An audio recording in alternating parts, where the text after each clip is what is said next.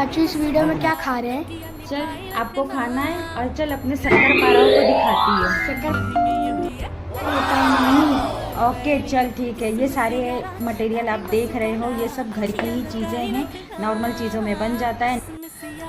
उसके बाद में नारियल पानी मलाई वाला मार्केट से लेके आने का। मैंगो छोटे छोटे क्यूब में कट करो, ग्राइंड करो, ग्राइंड करके नारियल पानी में डालो।